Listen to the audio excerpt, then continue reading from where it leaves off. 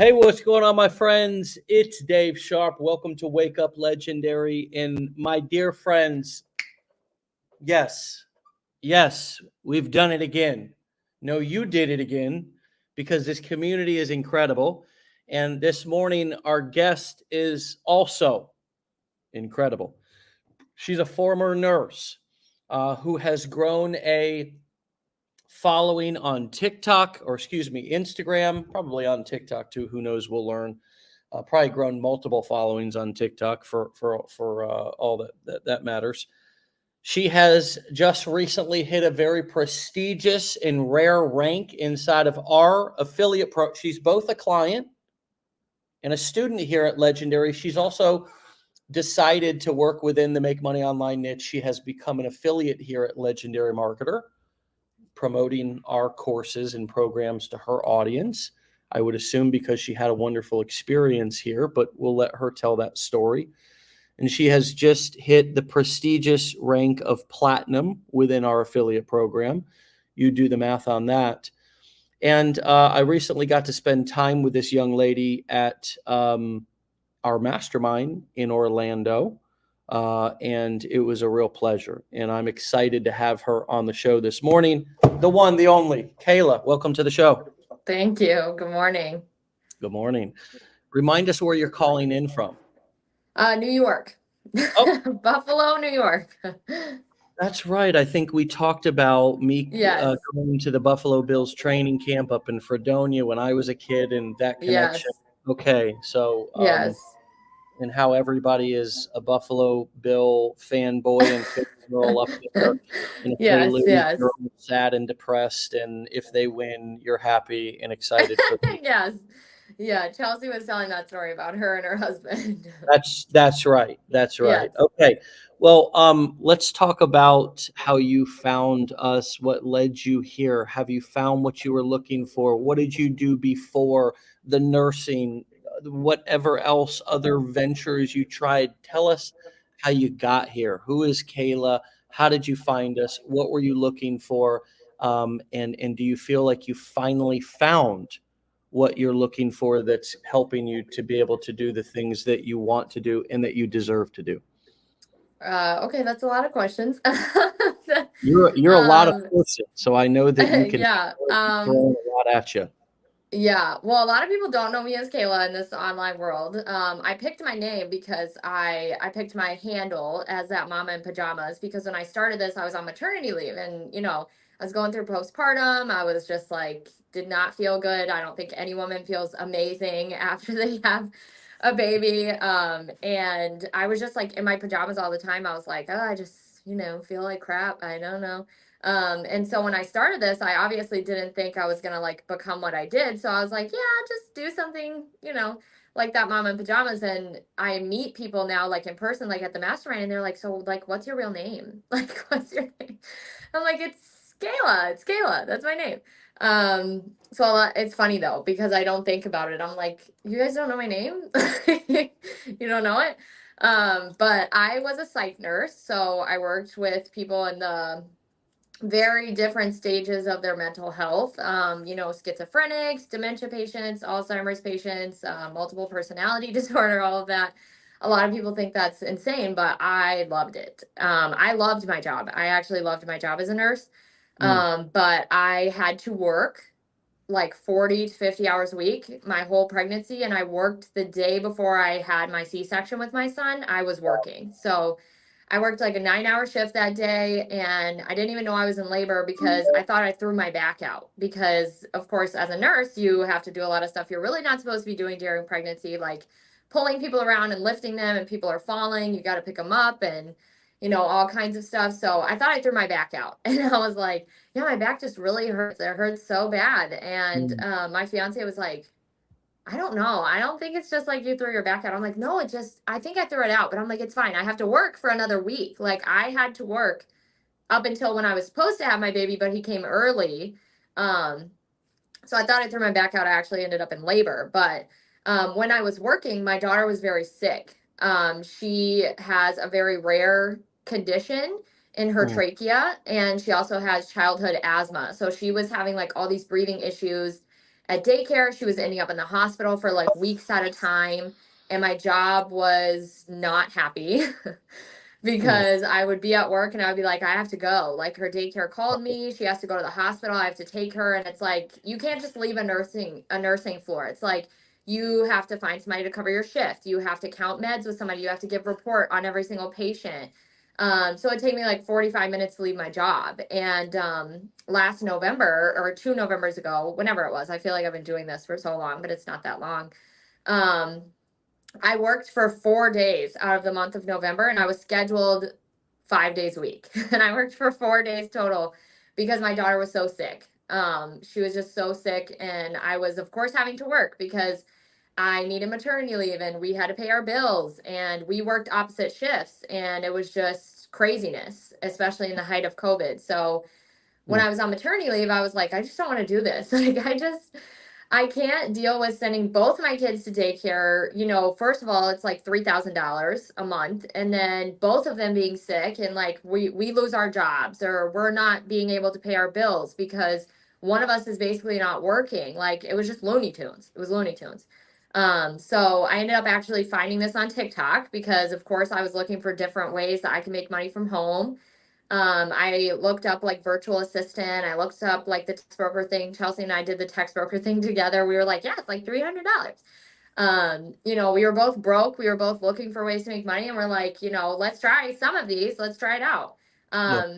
But we were in a lot of different Facebook groups and we kept seeing the course. And I was like, I think I'm just going to do it. And I remember like, when I did it, he was already back to work. My fiance was already back to work after we had our son. And I was like, I think I'm going to take this course. It's $7. I think I'm going to do it. And he's always been big into business. I've always been the one that's like, stop taking those courses. You're ridiculous. And he was like, he's like, whatever, like it's $7. If you want to take it, I think it's a good idea. I'm like, yeah, I mean, I think it's a scam, but if I lose $7, then I lose $7. Um, and then I took it and I was like, holy bagumba. I was like, that's what my daughter says all the time. I was like, this is crazy. Like, this is so much information. This is like a whole new world. And I started just obsessing over it. And then once I got like more education with Legendary, I figured out like the core four and I really figured out how to do that and apply that. And that's what I've used in my business is the core four and really diversifying and branching out so that I have so many streams of income that like I don't even know what to do with them. Like they just run all the time. Yeah. So I was just like determined like to get this going and I was obsessing over it. And I was like, all these moms, they're being able to stay home with their kids. And like, if I could just make $10,000 a month, neither of us would have to work and our daughter wouldn't have to go into daycare. Our son wouldn't have to go into daycare. Like we could just stay home. So I was determined to make it work. And to not go back to my nursing job. And I didn't go back. So I Mm. figured it out. Oh, friends, there you have it. And it's interesting because we've got this amazing wave of stay-at-home moms and women in our community who are kicking butt and taking names. And what is your message this morning to other women, to other moms who like what have you learned from this process that about yourself, about society, about just like I think that you've said a lot about your nursing career, of course, but also if you go back a generation or two, women were mainly staying at home and had no kind of place in business, if you will, Mhm, right? And that mhm. doesn't seem to be the case anymore. What comes up for you as I say that? So something that me and like my other nurse friends used to talk about, like we're still friends. I love my community that I built when I was a nurse, but something that we say all the time is like society expects women to work as if they don't have kids and it expects them to parent their kids as if they don't have a job. So like it's impossible to be a Wow. woman in today's society. Like the pressure that they put on us, the things that they expect us to do, like we're expected to run the house, raise the kids, work a job, be excellent at the job because there's so much more pressure on women that you have to be good.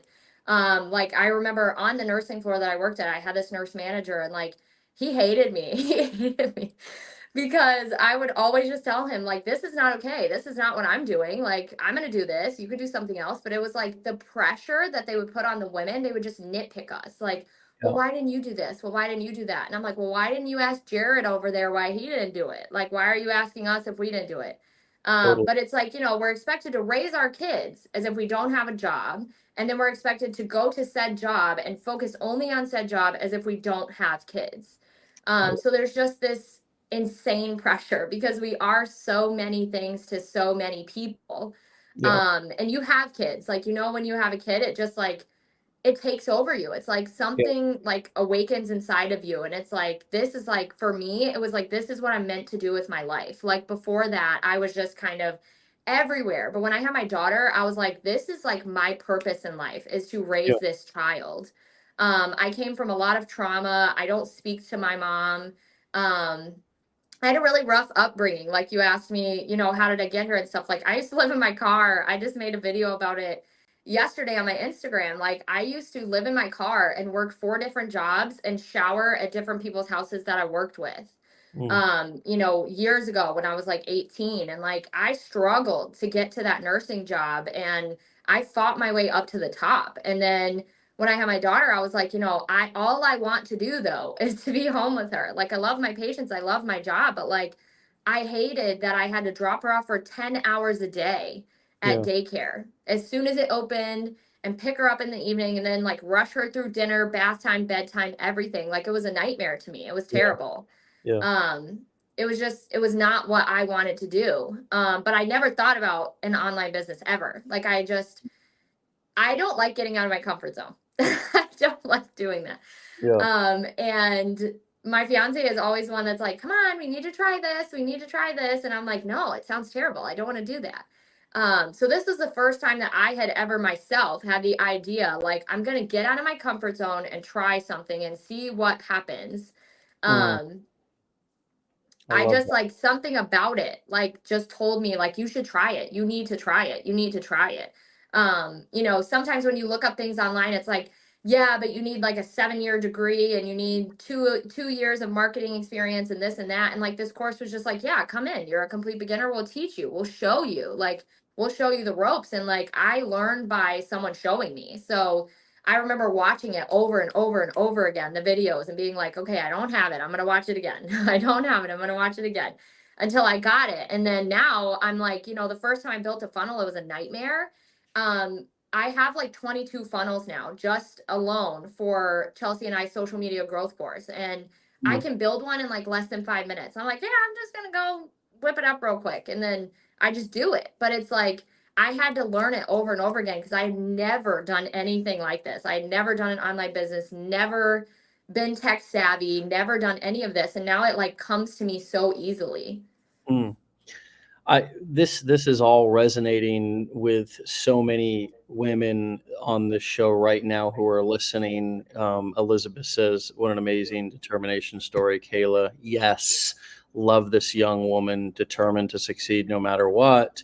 Kayla, you are inspiring so many people this morning. Preach, sister. So with you, Kayla. Um, yes, I am a woman. Hear me roar. um, Yes, I love that phrase. I love that that's why phrase. I'm here, girlfriend. Mother of all truth bombs. Okay. And so many more. Preach from Megan.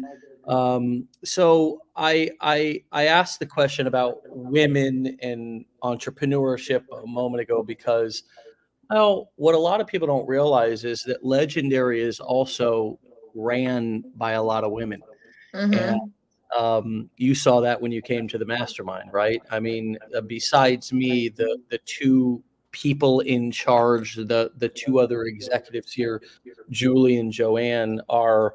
I mean, and our customer service manager is a female as well. I also have a daughter, and to me, what have found over the years is that women are just as or more capable. Now, clearly, our physiology can be different and men can be stronger physically, but a lot of the things in the workforce anymore, friends, don't require you to be carrying cinder blocks. You know what I mean? I mean, we're not, surely the trades and things that require immense strength or whatever may be better suited for a large person, a strong person, man or female. Because I damn sure have met some very strong, and I don't mean emotionally, I mean physically strong females as well. Yeah. But I I have no limits personally and no preconceived notions of what a male or female should be doing in our workforce, similar to what I believe previous generations did have. I when I hire people, I hire the best person for the job, regardless of gender, sexual orientation, skin color, religion, it does not matter. And you see that when you also when you come to our events and you see the actual people behind the scenes who are running the company.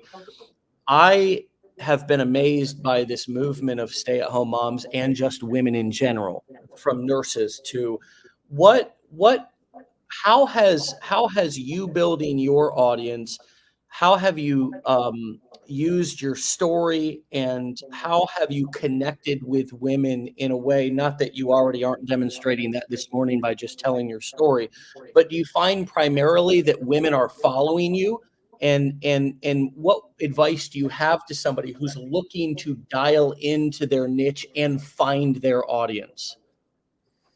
That's a big question. I think that for me, I wasn't, when I first started, I wasn't like, I need to find a very specific audience and I'm only going to talk to this audience and I'm only going to do this, this, and this. I said, I'm going to give value to people. I'm going to give people value and talk about how this opportunity changed my life and share valuable information to anybody who wants to hear. Now, as I've grown a larger audience, of course, I do think that I have a woman dominant audience. Like, I mean, I can see that by my analytics. I can look and see that I have more women than men. And we do get to connect with a lot of women in our mentorship group, in our social media growth course, and all of those things. But I think that I hear so many women that are like, I just don't, I can't make videos. I can't build an audience of this many people. I can't do this. And I'm like, I mean, I tell people all the time, like, I was wearing diapers still when I started this. Like, I had a C-section. So you bleed for a long time. Like, I was literally wearing those high-waisted diapers and walking around in my pajamas. I made all my videos in my pajamas for months, months and months and months, because that's all I was comfortable in. And like, I saw this thing, I don't remember if I saw it in Legendary or not, but something said, like, talk to the camera as if you're talking to someone that you're so comfortable speaking to.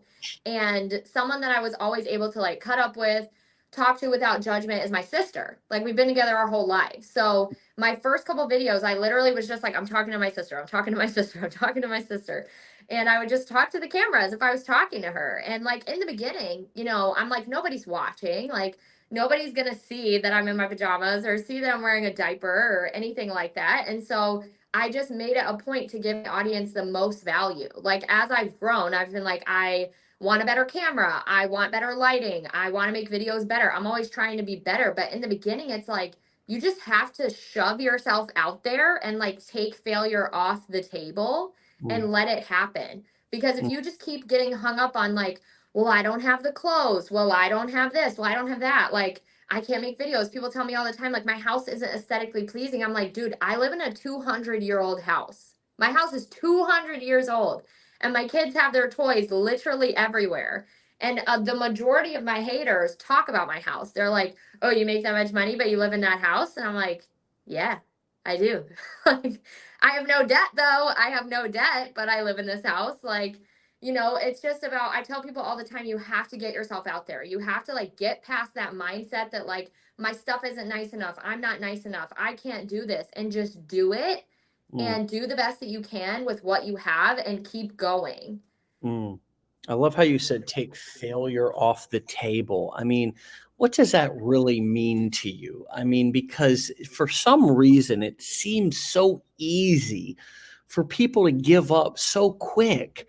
and then claim that it's hard, or claim that, and I don't know what particularly they're comparing this to, because I know that my I feel like I know what hard is. I also experienced addiction, homelessness, um, my own personal battles in all areas, many areas of my life. I worked construction.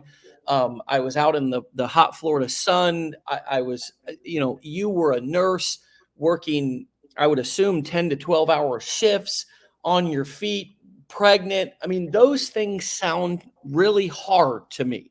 Many of you describe your careers and what you're doing now, and they sound really hard. And so when you're sitting behind your computer in the comfort of your home, and you're just using your fingers to type something, and you say, or you're just using your phone, and again, bear with me here for a second, we're just using our phones to just record a video, and we're like, oh my god, this is so hard for me.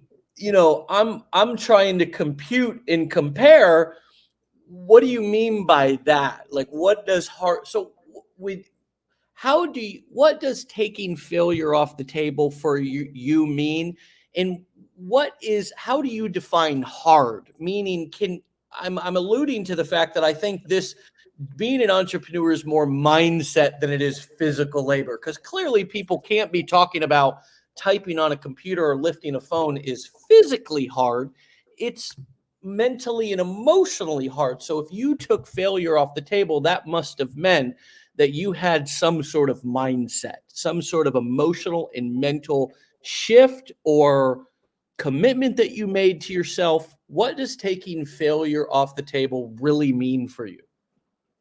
So the way I like to think about it is like when you become a mom, you can't take the baby back, right? Like you could put it up for adoption, but 99% of people are not going to do that, right? So you have this baby, you don't know what to do, and you're going to have to figure it out. You're going to have to go day to day. Like, okay, I mean, I had a son after I had a daughter. I've never looked at this thing before and figured out how to wipe it and clean it and everything. But like, I'm not just going to be like, oh, well, now I have to get rid of my baby because that was hard. You have to figure it out day to day. And as my kids grow, like I have 2 kids, my daughter's 4. As she grows, it's like every day is something new. And I'm like, oh my gosh, this is like a new thing. This is its new level of hard.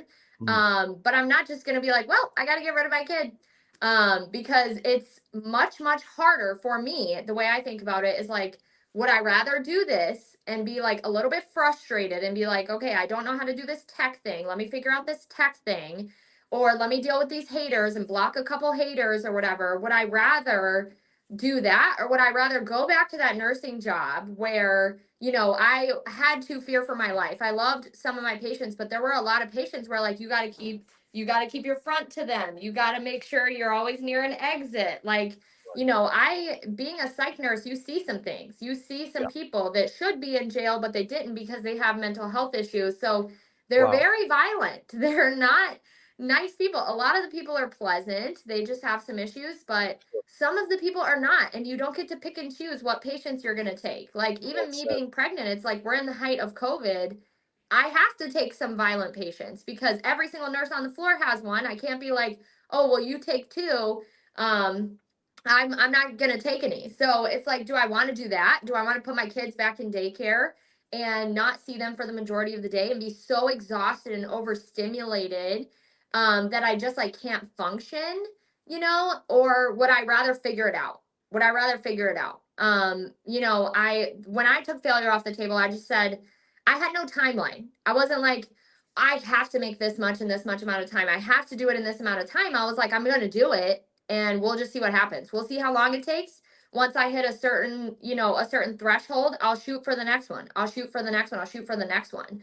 But something that me and Chelsea talk about all the time, and I keep referring to her because I literally talk to her 24/7. So a lot of my mindset conversations are with her. But like we talk about all the time, like how desensitized people get to like the world, like this instant gratification that like it has to happen right now or it's a failure. It has to happen right now or it's a failure. And then once you start making money, it's like, well, I'm not doing good enough. Well, I'm failing because I'm only making $20,000 a month. I'm only making this much. And it's like, dude, how much were you making at your job?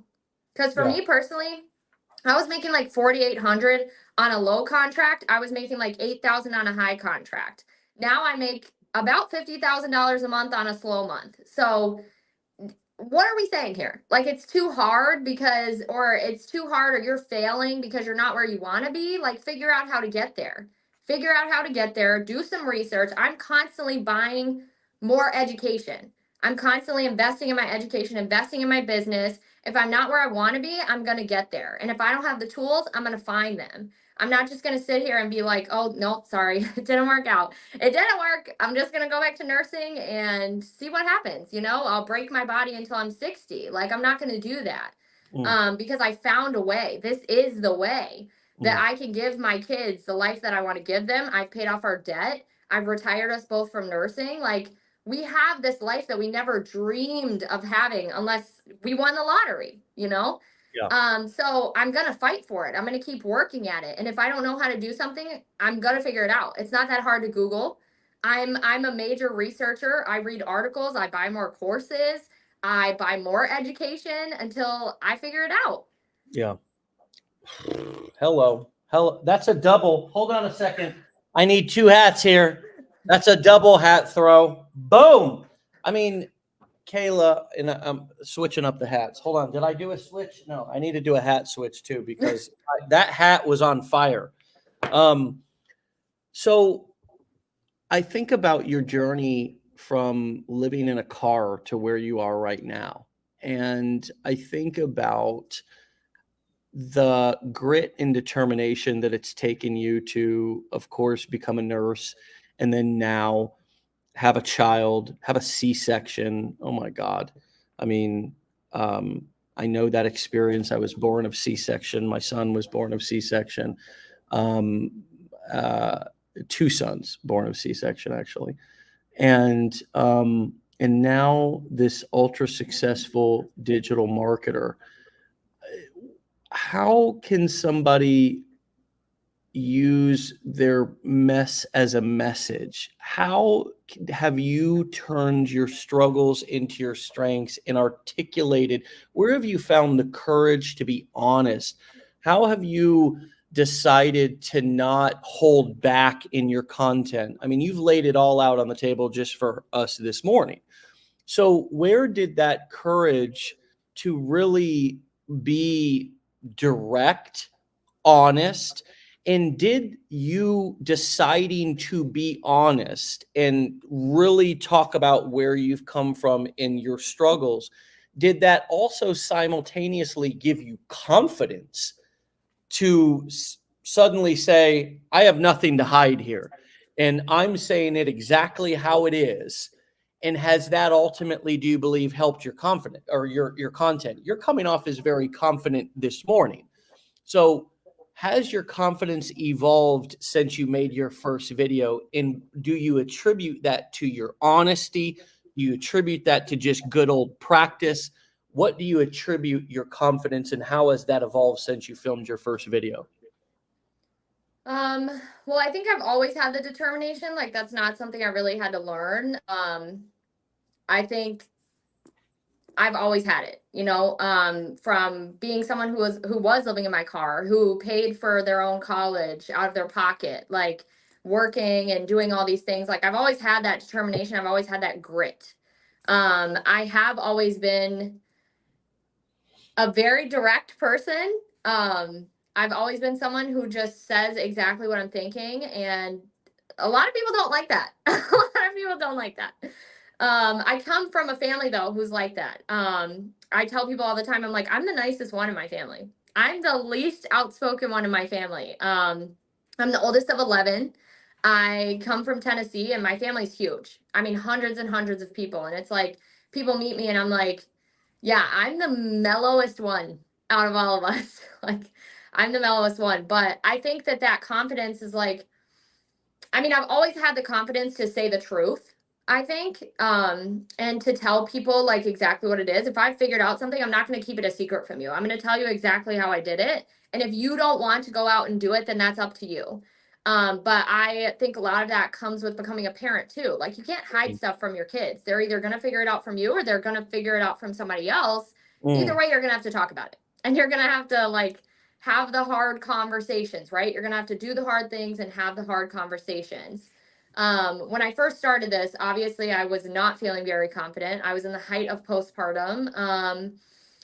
I was like, this is the worst. Making these videos is the worst.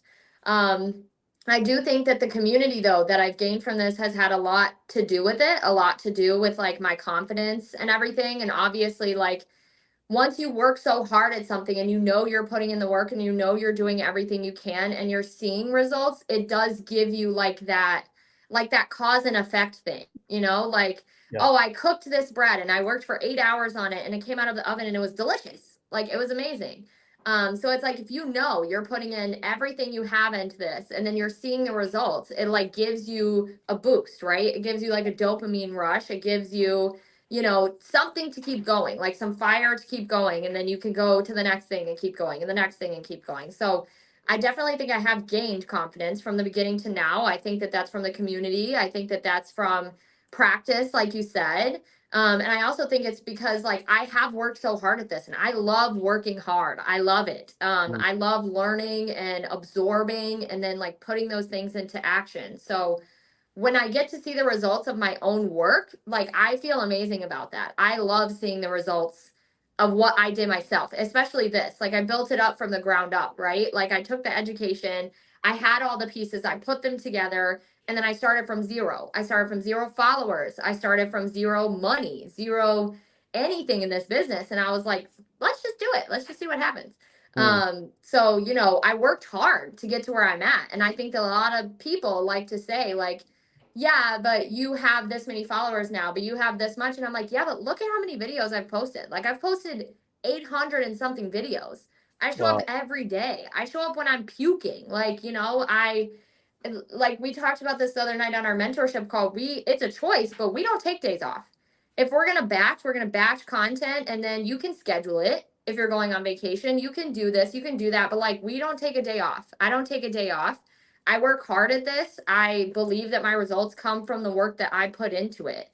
Mm, And I believe the confidence comes from my hard work and dedication to this business. So I hope that answered your question. yeah, and more. Way more.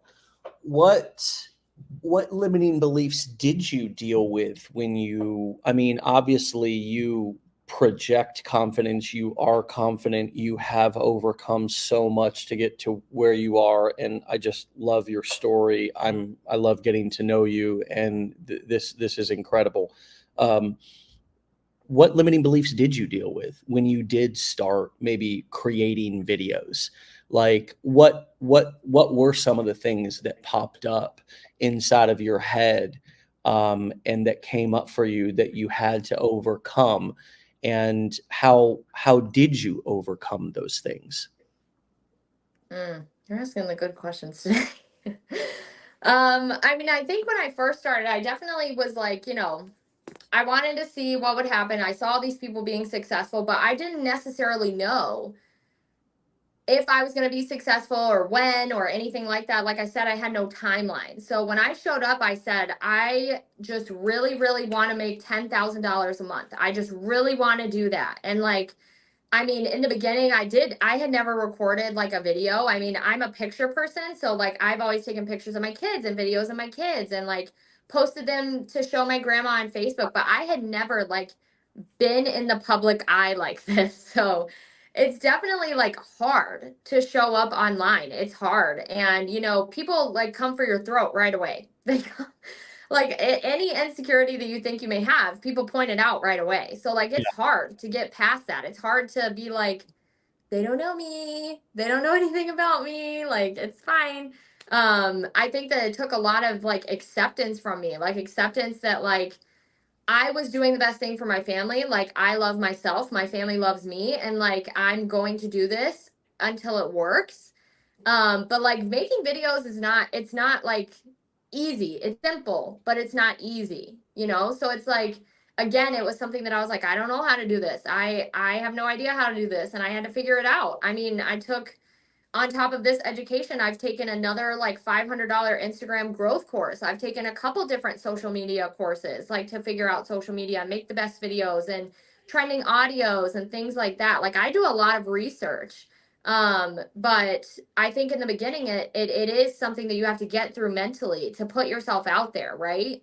But now it's like you think about it like, okay, I can make $1,000 from this reel. I can make $10,000 from this reel. Like, you know, and it's like, what about the potential, right? Like if I could have just made $10,000, it would have all been worth it. So I was like, you know, people are gonna make fun of my forehead. People are gonna make fun of my house. I'm just gonna keep putting myself out there and keep doing it. I mean, there were times that I cried. There were times that I was like, you know, this is hard. Like people are making fun of me and people are being mean and you know, maybe I'm not cut out for social media, but I was determined to make $10,000 a month just so we didn't have to go back to work. What's fascinating to me is as a psych nurse, right? I mean, you've dealt with probably, you know, truly, and you described some of those hard things just a moment ago. I mean, violent patients, patients who you couldn't turn your back on. And again, the you know, you speaking from your own experience and with compassion, not that these are bad people, just can be mentally unstable. And that was your job. And you know, when you compare that to the you know, some of the feedback, negative specifically, that you get online, it's almost like more understandable about why this can be so difficult, because the Mm-hmm. feelings are the same, right? Yeah. The Yeah. anxiety, the fear, right?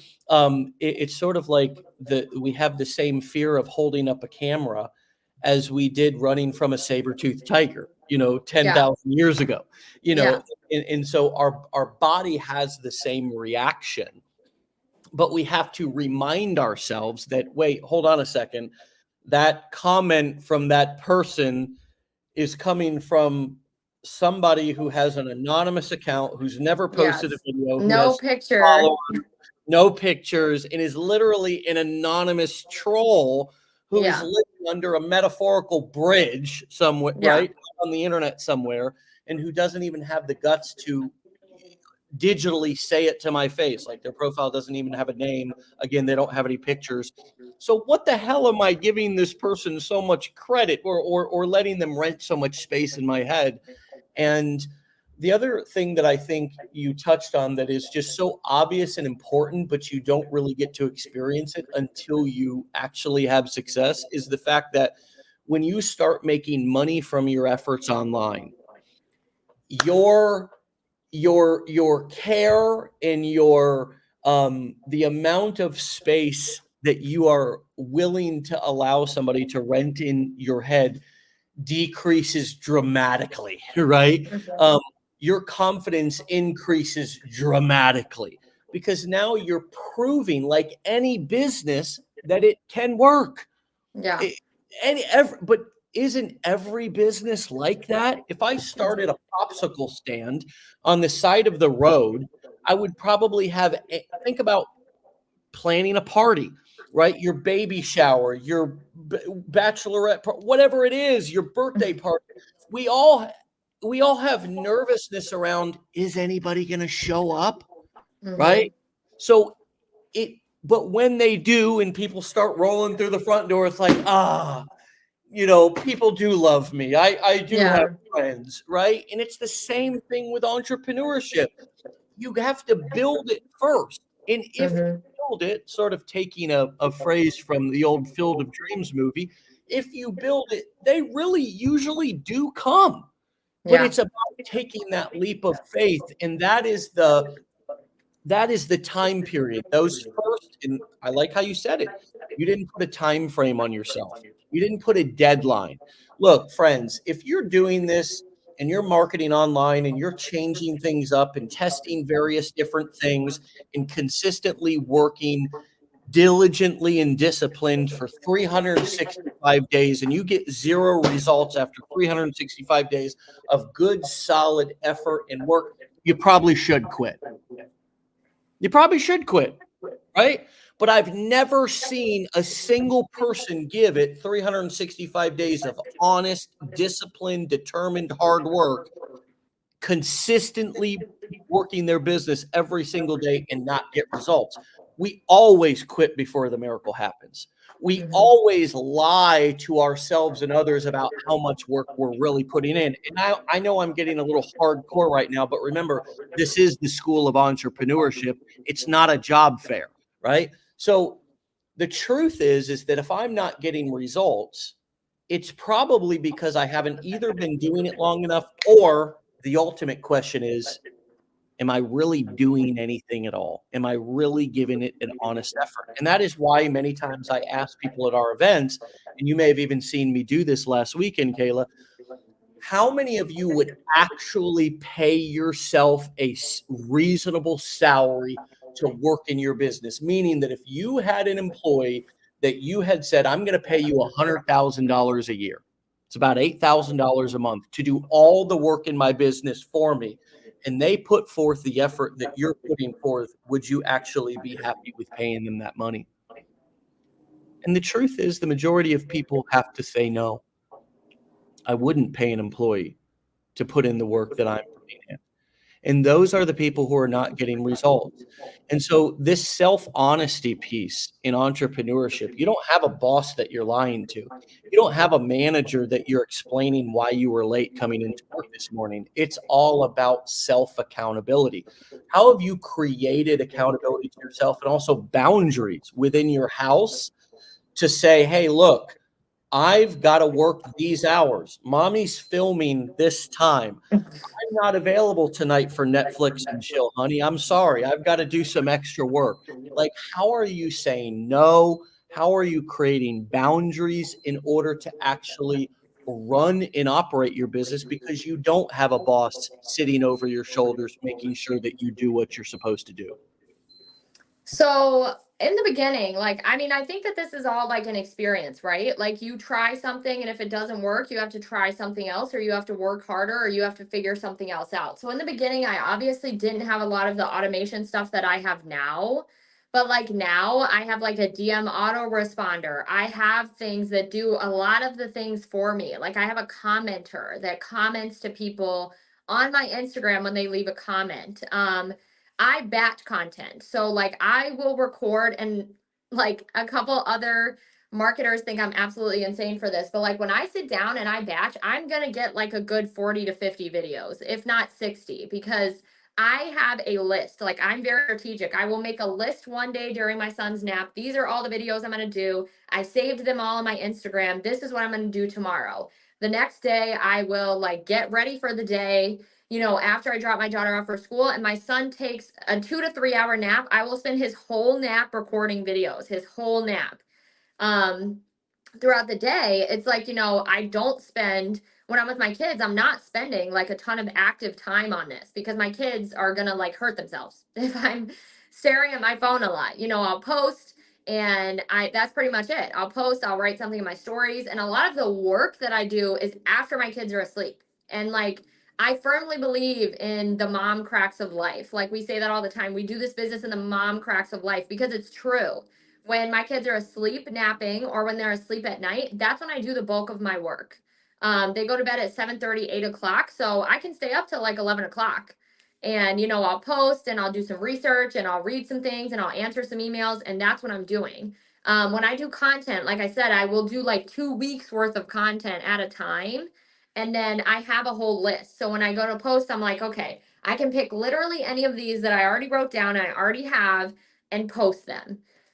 So I'm not, the day of recording a video or editing it, or like, oh crap, like I have to figure out something to do, because I've already planned it all in advance. So a lot of the active work that I do is when my kids are asleep. So I guess I don't necessarily have like too many boundaries with it, because it's just, I have a 4-year-old and a 1-year-old. It's not possible during the day for me to be like, okay, be quiet. Mommy's got to record, because my son is like a baby dinosaur. He just like banshee screams at me and makes a bunch of like squealing noises. So there's absolutely no way. So I do a lot of work when he naps. I do all my stuff when he naps. I have my therapy appointments when he naps. I go run errands when he naps. Like I do everything when he's napping. And then the rest of it I do when my kids are asleep. So Love I that. guess I don't really have many boundaries when it How comes to that stuff. you mentioned therapy. I do a lot of therapy as well. How do you feel that that plays a part, your personal development, your true emotional intelligence in development, in healing, right? How do you feel that that stuff way over there in the personal side of things actually behooves and helps your business as an entrepreneur as well? I think that a lot of, I mean, I'm a psych nurse, so I'm trying not to get too psyche, but I think so much comes from your brain. Like so much of your actions and the way that you do things and the way that you carry yourself and the way that you put effort into things comes from your brain. And the things that you've been through, the things that you're actively and subconsciously processing. I had a very traumatic childhood. I was called and told on a daily basis, like, you're unworthy. You're being treated this way because you are wrong, you did something, you did this. And in the reality, it was that my parents had a lot of issues that they didn't deal with, and they put them on me and my siblings. They put them on us. And a lot of work that I do, I do so that I can be a better person, so that I can be a better mom is the forefront, because I never want to make my kids feel the way that my parents made me feel. Like they will not ever feel that way. They will not.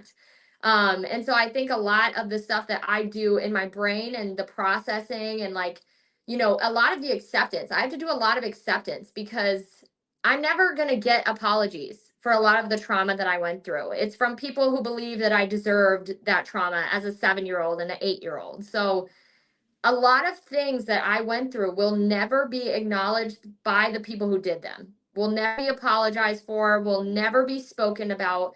So I have to do a lot of acceptance about, like, okay, this is what it is. This is how I feel. This is what I've been through. It was not okay. And I need to accept that and process it and go on.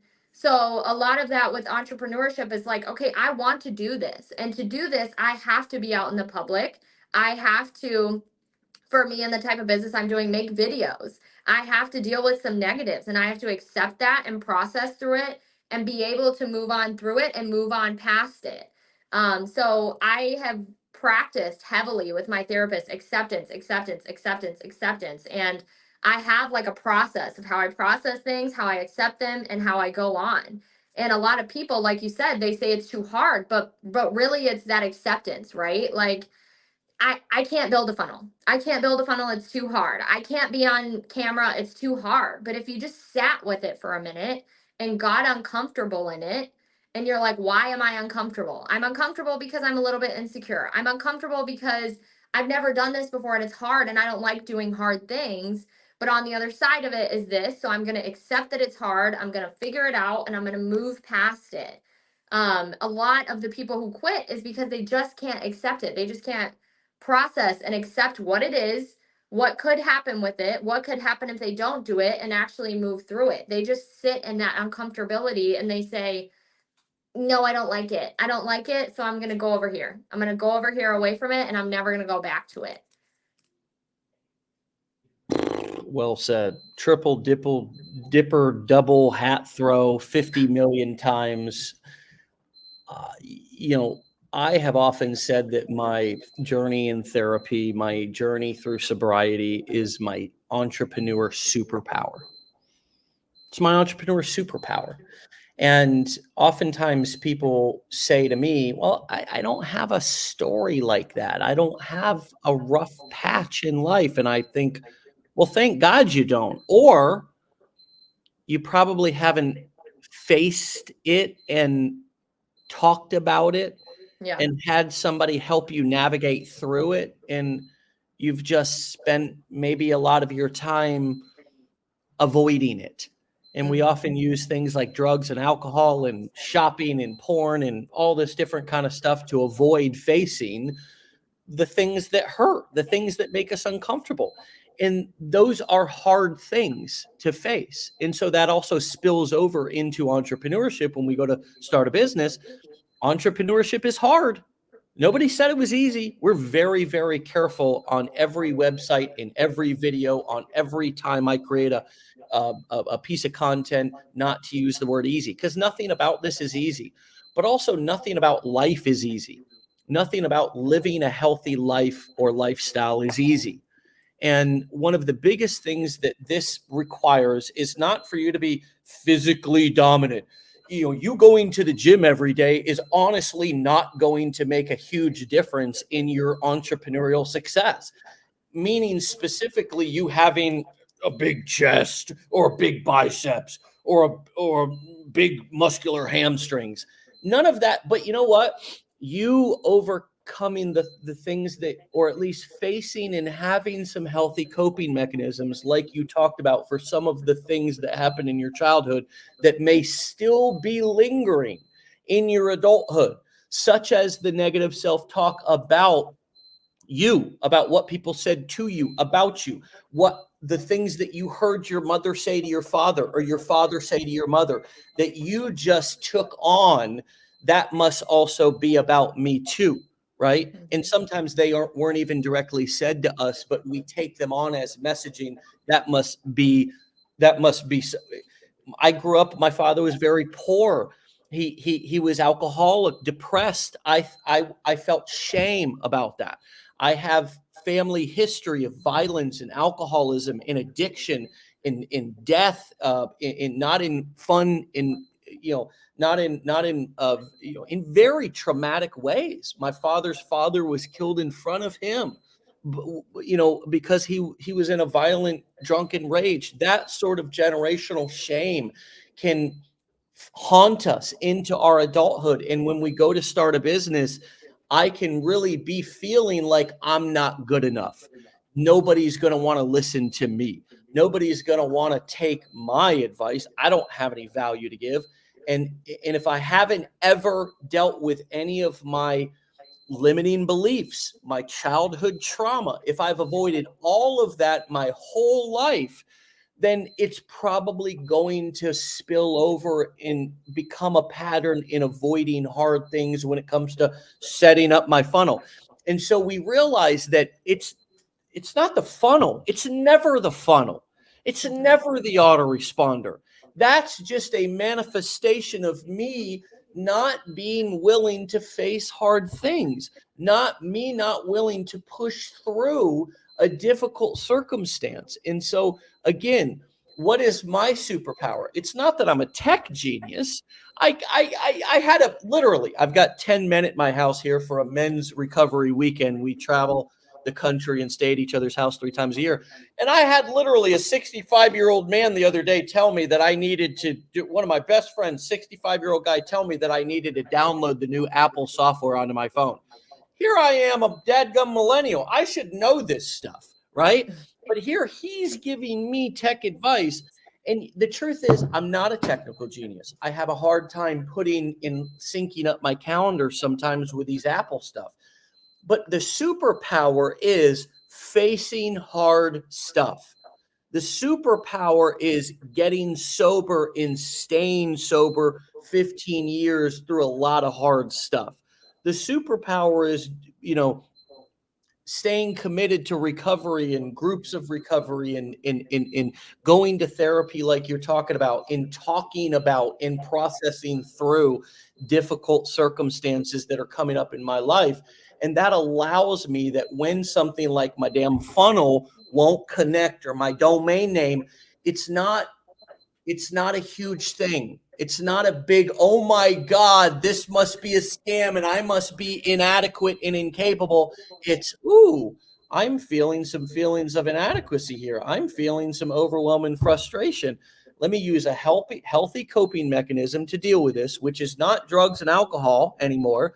It's just taking a step back, doing some breathing, maybe doing some exercise, whatever, just readjusting, then reapproaching and trying again and pushing through it until it's done. And then when it's done, feeling actual self esteem from doing esteemable things. And that just builds and builds and builds. And over 13 years of my career of doing this, it's not been the big mountains I've conquered that have built self-esteem and confidence. It's the small little daily milestones of doing esteemable things and pushing through facing hard stuff like you talked about that's built confidence. What have you learned about yourself, Kayla, through this journey that you either needed to be reminded of and you're so thankful that you were reminded of it, or you've learned new about yourself? I mean, I always thought about myself like as far as like life skills. Like I always thought, okay, I'm like so resourceful. Like, I didn't have food tonight and I figured out something to eat and like I'm good at finding things, right? But with this business, I just feel like I tell my fiance all the time, like, I'm a freaking genius. Like, I am so smart because I will try to figure something out or I'll like reach a roadblock and I'm like, for a minute, I will get frustrated, like you said, or like I'll have to look at it a different way or I'll have to leave it and come back to it. And like, it'll be something like so simple that I'm like, oh my gosh. And then I figure it out. And like I have other people in this business that come to me and ask me a lot of questions because I've absorbed so much knowledge when it comes to this business because I like obsess over it. I love it. I want to figure out more. I want to learn more. So I've just like figured out how extremely resourceful I am when it comes to like not even like survival, right? Like I've always been able to survive, but I think that like from this business, like getting things like finances, like taking stress off of my shoulders from like things from a job, like being like berated all the time in a job and being scared about, the patients and stuff, that it's like I have this ability to thrive. And I never knew I would get to that point because I was always surviving. I was always surviving. Like, even when we got this house, we used like a large portion of our emergency fund to get this house. So, like, every stage in my life, I've been surviving. As soon as I have something, well, I need it for this. Well, I'll survive. I'll figure it out. I'll figure it out. And like, now I'm at the point where I don't just have to figure out how to survive, right? I have to figure out how to thrive. And I feel like it's this like beautiful thing where you're like, okay, well, like,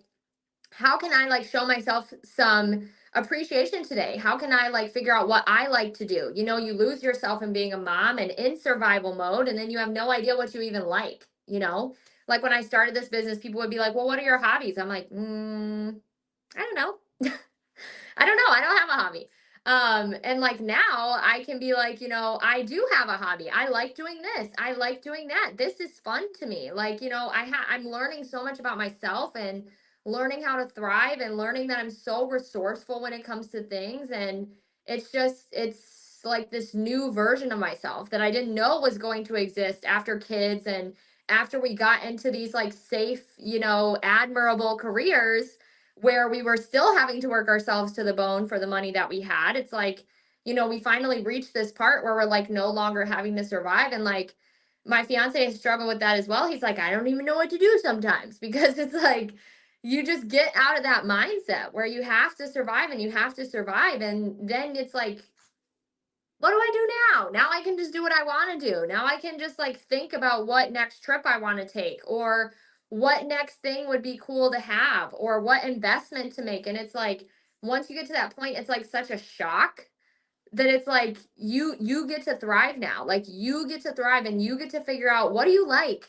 What do you enjoy? What do you want to eat for dinner? What do not just I don't have any money so we have to eat spaghetti for 3 days. Like you get to learn to thrive, and I think that that is like the most beautiful thing about this business is me getting us to a point where all of us get to now learn to thrive, like learn what we like, learn to be in this uncomfortable, beautiful stage of life where we're not just surviving. So beautiful, so well said. We're going to end it at that. You have been so inspirational this morning. I look forward to many more opportunities of you coming and sharing as much as you're willing to share with our community here. We're really grateful to have you as a part of the community. And this morning has just been a fantastic example of that, and just a wonderful, legendary way to end the week. So come back and keep me posted on your journey. I can't wait to talk to you again, and see just how much you're thriving, not surviving anymore, but thriving in the next few months. And stay legendary, my friend. Okay. Thanks for being on this morning. Thank you so much. All right. We'll talk to you later, Kayla. Okay. All right, my friends, you can go and find Kayla at That Mama in Pajamas over on Instagram. And wow, just wow. That one is worth a re-listen, my friends. That one is worth really digging back in and going through some of the nuggets that were dropped. I do have a beeping noise. Some of you asked, what is the beeping noise in the back? It's one of my buddies. He has something going off and I don't know what the hell it is. and so I'll get up and I'll figure out how to turn that off. But with that being said, remember that you can go and also find these audios over on all the major podcast platforms. If you want to check them out and listen to the replay, you can listen to the replay right here on Facebook. We also put them over on YouTube. And my friends, dig in. If that is not inspiration to go through these damn courses and these programs and figure these skills out so you can go from surviving to thriving, we need to check your pulse and make sure you're still alive. Have a fantastic Friday. Have a legendary weekend. And we'll see you back here on Monday at 10 a.m. Eastern time for yet another Wake Up Legendary. Get out of here. I love you. Stay legendary. Peace.